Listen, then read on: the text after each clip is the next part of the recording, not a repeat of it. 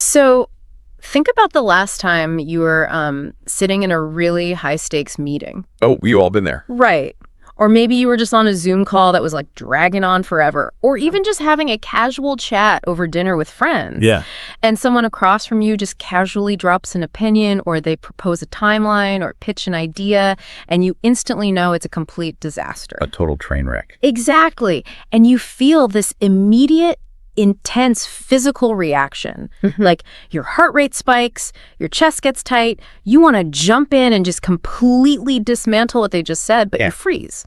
You completely freeze up. And, you freeze because the social calculus of that moment is it's overwhelming. Right. You're suddenly calculating the risk to your career, the risk to the relationship, the potential for this massive, uncomfortable argument right there in the room. Yeah, you really don't want to be the person who ruins the vibe or start to fight. No one wants to be that person. But then flip the scenario. Someone makes a brilliant point, you completely agree with it, and you want to jump in and sound really intelligent, like you want to elevate the conversation. Oh, and you just want to add to the momentum. Yes. But all your brain can conjure up is, yeah, totally. Right. The absolute bare minimum. And the words to effectively navigate either of these situations, they just get stuck in your throat.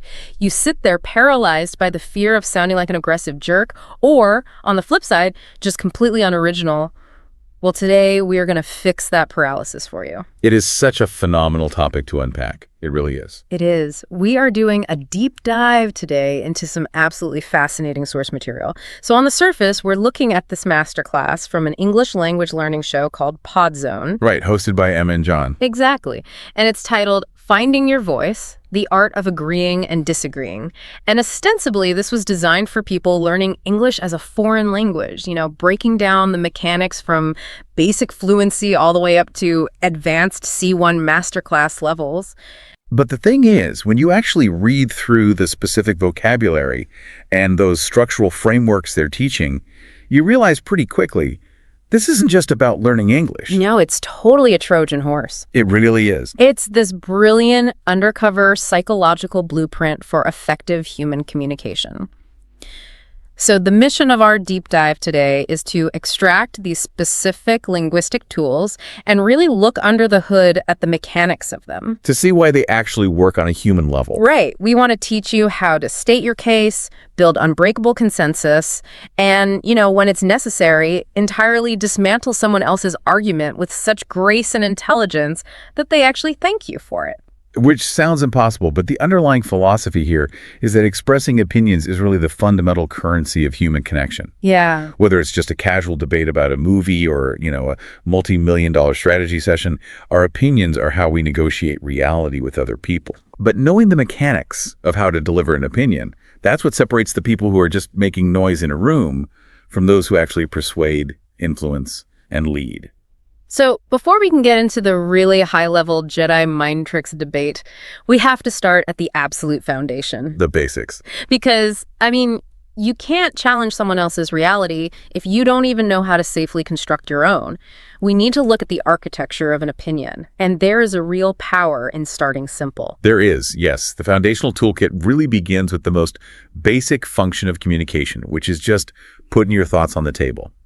And the baseline for this, according to the Podzone source, is the classic phrase, I think.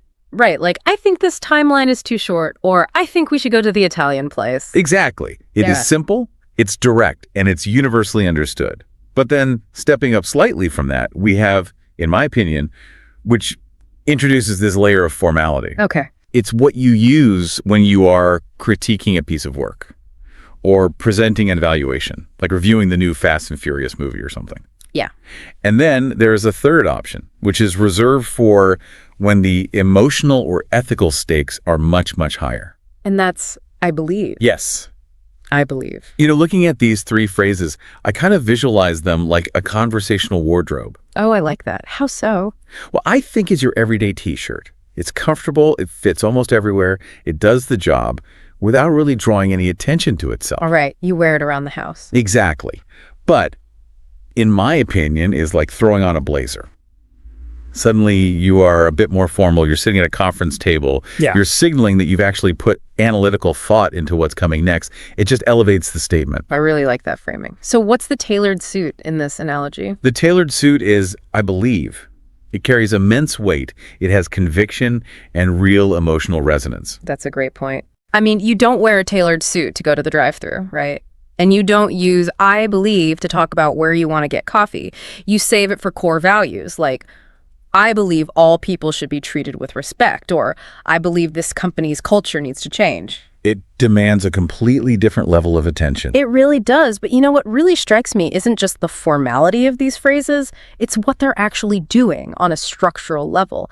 It's almost like putting a fence around your idea. A fence? Yeah, you're telling the room, "Hey, this is my property, you don't have to live here, but this is where I stand." That is a crucial insight. You are claiming ownership.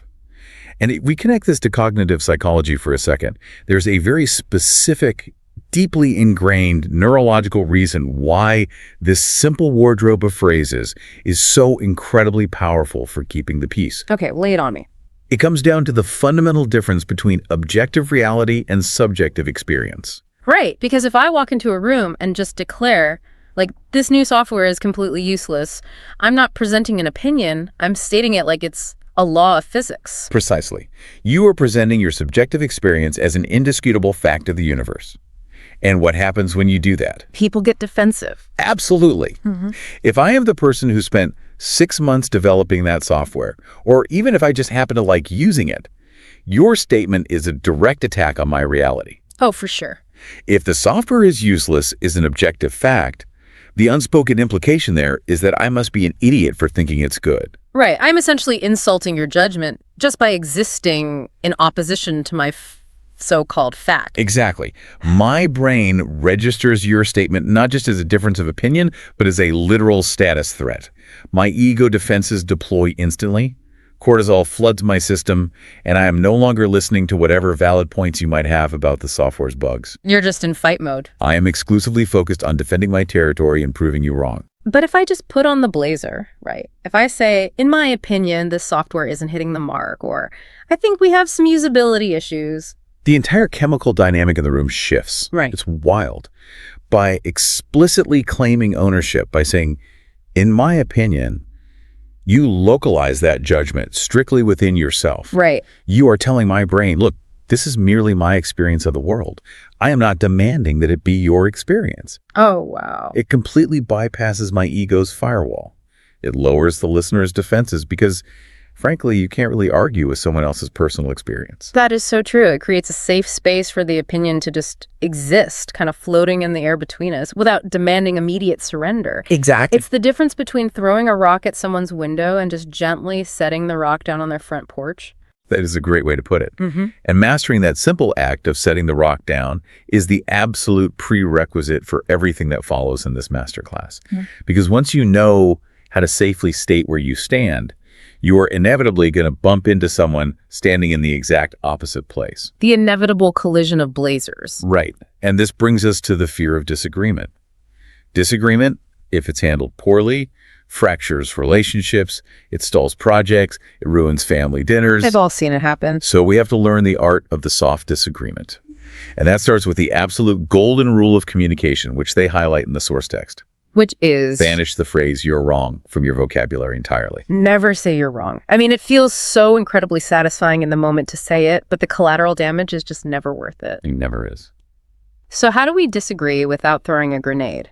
The core concept we're looking at from Podzone is the soft approach, using phrases like, "I see your point, but," or "I understand why you think that, but," or even just, "I'm not so sure about that." Yes, these are the classic buffer phrases.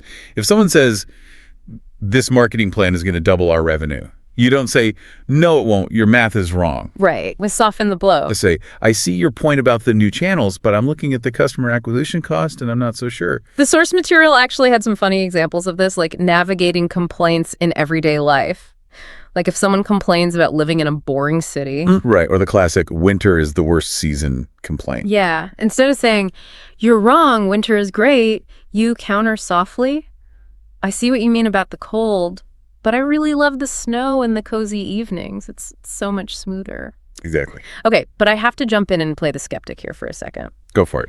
Because when I hear someone say, "I see your point, but," my immediate visceral reaction is that it sounds incredibly passive-aggressive. Interesting. Why is that? Like if I'm pitching a passionate idea and my boss says, I understand why you think that, but it feels like a very thin veil. It feels like they are patronizingly patting me on the head, feeding me a conversational sugar cube right before they take a sledgehammer to my idea. I get that. Does this really diffuse the bomb, or does it just make the other person feel manipulated? It's a very common critique, and honestly, it's completely valid if the phrase is delivered with a dismissive tone or a sigh. But let's look at the actual mechanics of what this phrasing is trying to achieve. The goal here isn't passive aggression. The goal is what we call empathetic sequencing. Empathetic sequencing. Okay. So structuring the order of your thoughts to optimize for empathy. Exactly. And this isn't just a polite corporate nicety. This is deeply rooted in our evolutionary biology. Really? Biology? Yes. Human beings have a fundamental biological need to be heard and validated within the tribe. Historically, if your ideas weren't validated by the tribe, you were exiled and you died. Wow. Okay. High stakes. So when you immediately present a counter-argument to my idea, even a brilliant, logically flawless counter-argument, my amygdala, which is the threat detection center of my brain, just lights up like a Christmas tree. Because I'm invalidating you, which your brain reads as a survival threat? Yes. My brain literally processes intellectual disagreement as a physical predator. And when the amygdala hijacks the brain, the prefrontal cortex, which is the part responsible for logic, reason, and actually listening to your great counter-argument, it just shuts down entirely. I'm no longer capable of hearing your data. That is wild. So empathetic sequencing is essentially a hack for the amygdala. It is. When you genuinely say, I see your point, and you sequence that acknowledgement before your disagreement, you are providing that biological requirement for validation. You're feeding the need. You are satisfying my brain's need to be seen as a valuable member of the tribe. You are telling my internal guard dog to stand down, which keeps my prefrontal cortex online so I can actually process the butt that comes next. So it really comes down to the most critical rule of conflict, which is that you have to separate the person from the idea. Absolutely. Without that empathetic buffer, I am pointing my weapon directly at your identity. I'm basically saying you are foolish. But with the buffer, I'm validating your identity first so that we can both point our weapons at the concept floating in the middle of the room. Precisely. Saying, I understand why you think that affirms your rationality. And then saying, but I'm not so sure about this data point, attacks the math, not the man. That makes perfect sense. It really does. But, surviving a disagreement by softening your no is really just playing defense. Right. It keeps you from getting fired. It keeps the peace at the dinner table, but it doesn't necessarily move the needle. If you actually want to change someone's mind, if you want to lead a conversation, you can't just soften your disagreement. You have to change where you're standing entirely. And this requires a fundamental mindset shift. It requires stepping out of the binary world of I agree versus I disagree, and learning to navigate the vast, complex gray area of human interaction. This is where the Pod Zone Masterclass really hits that C1 advanced level. The gray area, which is terrifying for a lot of people because it feels like you're losing control. Oh, absolutely. But let's look at how we upgrade our language to actually thrive there. Instead of the basic I think, we start using frameworks that inherently acknowledge the existence of other realities. Phrases like, the way I see it is, or from my perspective. Those phrases are incredibly powerful because they are spatial metaphors. Right. From my perspective. It's like you are physically placing yourself at a specific vantage point in a room, looking at an object sitting on a pedestal in the center. Yes, exactly. You are saying to the group, okay, looking at this project from where I'm standing, the lighting is hitting it this way, and I see these flaws. But by using the word perspective, you automatically imply that someone standing on the exact opposite side of the room is going to see completely different shadows and highlights. You are conceding the limitation of your own viewpoint right out of the gate. And that intellectual humility is the absolute bedrock of advanced persuasion. It's so disarming. It is, Yes. which leads directly into the strategic use of tentative language. So instead of saying, this strategy will fail, you say, my tentative feeling is that we might encounter resistance here. Or, I'm inclined to believe that this timeline is too aggressive. Okay, we have to pause here because this bumps up against a huge cultural nerve. I know exactly where you're going with this. Especially in the business world or in politics, we are relentlessly trained to be assertive. We are told that confidence is king. Like, don't say I think, say I know. Doesn't using words like tentative or inclined to believe just make you sound incredibly weak? It's a very common fear. Doesn't it sound like you lack conviction, like you are apologizing for taking up space? It's a fascinating paradox, really. We do have this cultural obsession with full certainty. We equate dogmatism with strength. But if you look at the most effective leaders, the most brilliant negotiators, they rarely speak in absolutes. Using tentative language isn't a sign of weakness. It was an intellectual flex. An intellectual flex. I really love that phrasing. But how does being unsure project power? Because it proves you aren't threatened by new information. Think about the person who pounds the table and says, "This is the only way to do it. The case is closed." What are they really signaling? Rigidity. Exactly. They're signaling rigidity. They're signaling that their ego is entirely wrapped up in being right. And while that might bulldoze people in the short term, it breeds deep resentment and resistance. When you speak with unyielding certainty, you shut down the conversation. You turn everyone else in the room from a potential collaborator into a subordinate. Because nobody likes being lectured by a know-it-all. Exactly. But when you use tentative language, when you say, "I'm inclined to believe this approach is risky," you are doing something brilliant. You are leaving the door cracked open. Yeah. You are saying, "This is where the evidence currently points me, based on my rigorous analysis, but I am confident enough in my own intellect to admit that I don't know everything." You're inviting them in. You're saying, here is my hypothesis. Does anyone have data to disprove it? Yes. It invites collaboration rather than resistance. It makes the listener feel like a respected partner in the discovery of the truth. You aren't forcing them to submit to your will. You're asking them to join you on a mutual exploration. That's a huge difference. And people will follow a guide who admits the terrain is tricky much, much faster than they will follow a dictator who claims there are no landmines. That completely reframes the word tentative for me. It's not about lacking confidence. It's about having so much confidence that you don't need the crutch of an absolute statement to feel secure. And this concept of collaboration actually transitions us into one of the most surprising insights we uncovered from the Podzone source. We spend all this time worrying about how to disagree gracefully, but it turns out that even agreement can be a massive communication failure if you don't know how to wield it. It is a profound blind spot for most people. Yeah. We tend to think that if we agree with someone, our job in the conversation is done. We survived, no conflict happened, check the box, we can go home. Right.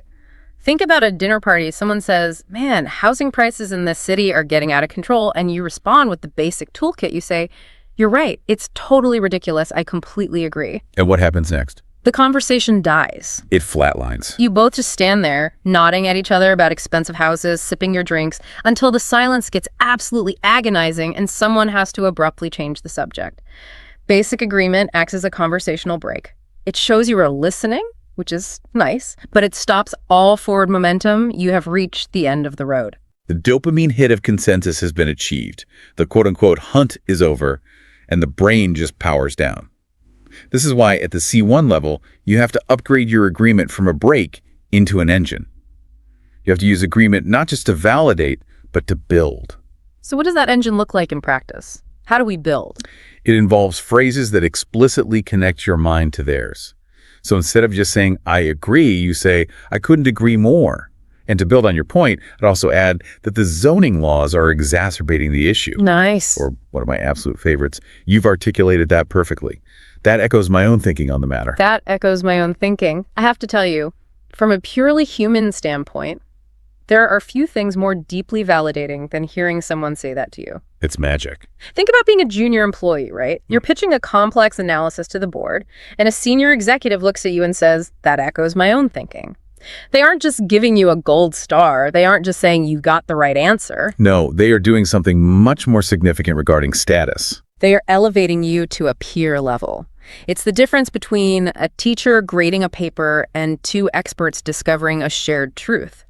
It feels like they're saying, "We are smart together." We are smart together. That is the exact psychological mechanism at play. It's a concept the source refers to as thinking in parallel. Thinking in parallel. When you use basic agreement like, "I agree, good job," you are still two separate entities. One person performed, the other person evaluated. You are standing face to face. Which inherently carries a hierarchy, even if it's friendly. Yes. Face-to-face evaluation always carries a subtle tension.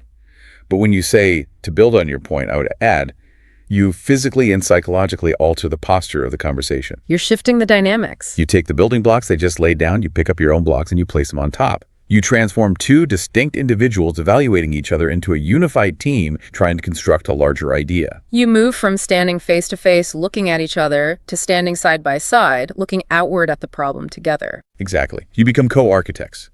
And that side-by-side alignment is the most powerful trust-building exercise in human communication. And honestly, that side-by-side visual is the perfect lens through which to examine what is arguably the most difficult, high-wire active communication. Oh, here we go. Because if advanced agreement is about building something together, advanced disagreement is about dismantling an argument without destroying the relationship. It is the masterclass in diplomatic disassembly. It is the absolute pinnacle of the art form. How do you look someone in the eye, tell them their core argument is fundamentally flawed, and have them walk away feeling respected? We are way past the soft, I see your point, but at this stage, we need heavier machinery. Yeah. And the framework for this is stating a profound, almost overwhelming respect for the position before you execute the challenge. Right. The phrasing goes something like this. I have a great deal of respect for your position, and I see the logic behind it. However, I'm not entirely convinced that it accounts for the latest shift in the market. Let's slow down and really dissect that. I have a great deal of respect for your position, and I see the logic behind it. When I read that in the source text, I instantly pictured a linguistic Trojan horse. A Trojan horse. Walk me through that. Imagine a highly tense board meeting. The CEO presents a new restructuring plan. Egos are on the line, careers are on the line. If you just attack the plan, the walls go up, the arrows start flying. It's a bloodbath. Exactly. But instead, you roll this beautiful, complimentary wooden horse up to the gates of their ego. You are entering the conversation bearing lavish gifts of praise. I have a great deal of respect for your position. You are validating their intellect. I see the logic behind it. You are telling them they are rational. And human beings are desperate to be seen as rational. Desperate for it. So what happens? They smile, they open the gates, they pull you inside their defense system because you've made them feel incredibly secure. And then, once you are safely inside the walls, once the cortisol has dropped and their prefrontal cortex is humming with the dopamine of your compliment, you quietly open the trap door. However, I'm not entirely convinced it accounts for X. You unpack your counter-argument from the inside. It is devastatingly polite. It is a masterful manipulation of syntax and psychology. You are providing maximum psychological safety right before you introduce a psychological threat. It works every time. But there is another tool for diplomatic disassembly that doesn't even require the Trojan horse, because it bypasses the ego's firewall entirely. And that is the use of the Socratic method. Yes, using questions instead of direct statements. Exactly. Let's go back to that board meeting with the restructuring plan. A direct statement of disagreement would be, your plan won't work because we don't have the budget. Which, as we know, triggers the threat response. You are an obstacle in their path. You are the enemy of their plan. But instead of making that declarative statement, you ask a challenging question. You say, have we considered the budgetary implications of this approach? It changes the entire temperature of the room instantly. It really does. But let's dig into why that works. Because logically, I'm communicating the exact same piece of information. In both scenarios, the underlying message is, we cannot afford your idea. Why does putting a question mark at the end of it prevent the CEO from biting my head off? It circles back to the posture we discussed earlier. When you make a declarative statement, your plan won't work, you are confronting them. Face-to-face evaluation. You are forcing them to defend their baby. But when you ask a question, have we considered the budget? You completely remove the interpersonal confrontation. You are taking the problem, the lack of money, and instead of throwing it at their chest, you are gently placing it on the table between you. Precisely. You are framing the disagreement as a collaborative search for a solution. You aren't fighting them about the plan. You are inviting them to stand shoulder to shoulder with you, looking down at this newly discovered puzzle on the table. You are saying, I am not your enemy. The budget is our shared enemy. How do we solve this? The question forces them to engage their problem-solving brain rather than their defensive brain. It is such an elegant way to maintain influence without triggering a war. It is. But of course, not every conversation is a fight to the death over a corporate strategy. Sometimes you aren't trying to dismantle an argument completely. Right. Sometimes you just want to test an idea to see if it holds water. Or maybe you find yourself in a situation where the truth is messy and you only agree with half of what the person is saying. Which brings us to the final tier of strategic debate tools we pulled from PodZone. Navigating the messy reality of partial truths and stress tests. And the most famous tool for this is playing devil's advocate. Arguing against an idea, not necessarily because you believe the counter-argument, but for the sake of the argument itself. It's a way to test the structural integrity of a popular opinion. If I may play devil's advocate for a moment, what if our competitor completely undercuts our pricing tomorrow? The thing I have always loved about the devil's advocate framework is the theatricality of it. The theatricality. Yeah, by explicitly announcing that you are playing a role, you create a conversational safe room. A safe room. Explain the mechanics of that. When I say, let me play devil's advocate, I am essentially putting on a mask. I am telling the room, hey everyone, I am about to say some highly aggressive, critical things about this project we all love. But it's not me saying it, it's the character I am playing. Don't get mad at me, get mad at the devil's advocate. Ah, I see. It completely decouples your personal identity from the attack. It provides total plausible deniability. And structurally, it is the ultimate cure for groupthink. Groupthink being the phenomenon where a room full of smart people make a terrible decision just because nobody wants to be the one to rock the boat. Exactly. Groupthink destroys companies. Everyone is nodding along, suppressing their doubts to maintain social harmony. The devil's advocate tool is the antidote because it allows someone to voice those suppressed doubts without risking their social capital. It's like a free pass. You can force a team to examine their blind spots, stress test their beloved strategy, and prevent a disaster, all while maintaining the veneer of just doing a helpful intellectual exercise. It's incredible, but what happens when the disagreement isn't a hypothetical exercise? What happens when a colleague presents a sweeping vision, and you genuinely think the first half of it is pure genius, and the second half will bankrupt the department? That's tough. You can't just say, I agree, and you can't just attack it. You need partial agreement. This is perhaps the most common scenario in complex negotiations. Yeah. And the linguistic template for handling this is brilliant in its sequencing. It sounds like this. I take your point about the marketing strategy being highly effective. You're absolutely right there. Where I would beg to differ, however, is on the issue of its long-term sustainability. Where I would beg to differ, I know we talked about the tailored suit earlier, but beg to differ is like the tuxedo of disagreement. It really is. It is so impeccably polite, so steeped in formal respect, yet it draws an absolute, uncrossable boundary line in the sand. It is an incredibly elegant phrase. But the real genius of partial agreement isn't the vocabulary, it's the sequence. It's a psychological hack called concession sequencing. Concession sequencing. You deliberately concede the part of the argument you agree with first. I take your point about the strategy being effective. You give them the win up front. Yes. And why do we do that? Because of the law of reciprocity. When you concede a point, you prove to the other person that you are actively listening. More importantly, you prove that you are a rational, objective actor, capable of seeing the merit in their ideas. You aren't just a contrarian troll who wants to argue for the sake of arguing. You establish good faith. Exactly. And because you've demonstrated your rationality by validating their good point, they are now unconsciously, psychologically compelled to reciprocate. Oh, that's clever. When you transition to where I would beg to differ, their brain tells them, well, they listened to me and gave me credit, so I owe it to them to listen to their dissent. It makes them vastly more receptive to the disagreement. It bridges the gap. You're essentially saying, look, we are standing on the same foundation here. We agree on the first 3 steps. Now let's figure out step 4. And even in the absolute worst case scenario, even if you completely deadlock on step 4, there is a way to maintain that bridge. Yes, finding the lowest common denominator of agreement.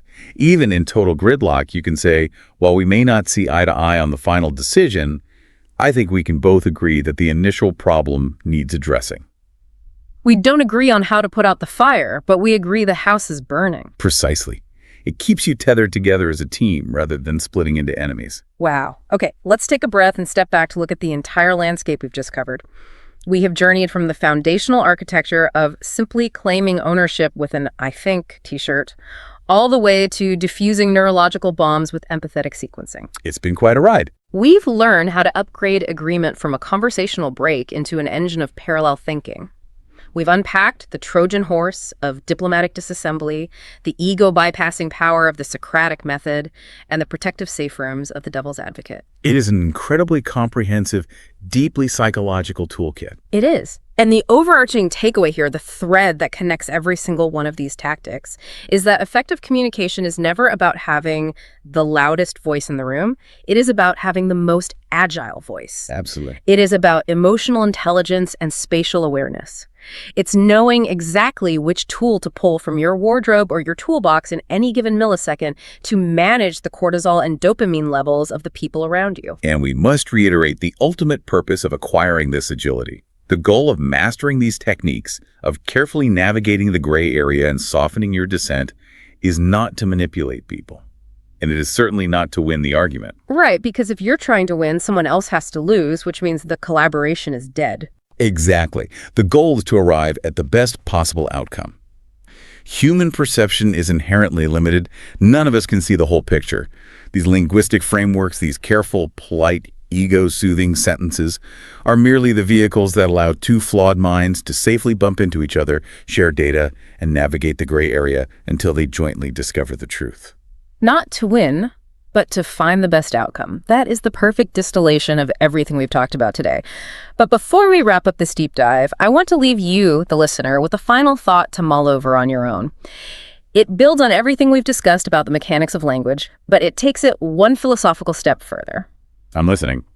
Today, we've seen how specific phrasing, the I see your points, the I'm inclined to believe, the I beg to differ acts as a shock absorber for our egos. It is the vocabulary that allows us to tolerate differing viewpoints without resorting to fight or flight. So here's the question. If our vocabulary for disagreement shrinks, if we as a society lose these nuanced frameworks and we revert to only ever using aggressive, absolute binary terms like you're wrong or that's stupid or you're crazy, does our actual mental capacity to tolerate different opinions shrink with it? Oh, that is a profound concept. Does the language we use actively shape our cognitive reality? Exactly. If you don't have the words to express nuance, do you eventually lose the neurological ability to even think in nuance? Does a brutal vocabulary literally rewire our brains to be less tolerant? That's a scary thought. Think about that the next time you find yourself sitting in a meeting or at a dinner table, feeling that immediate, intense physical reaction bubble up in your chest. Before you freeze, and definitely before you fight, remember the architecture of an opinion. Remember that you have the tools to build a bridge, rather than a wall. A phenomenal thought to end on. Thanks for diving deep with us today. Keep those blazers handy, and we'll catch you next time.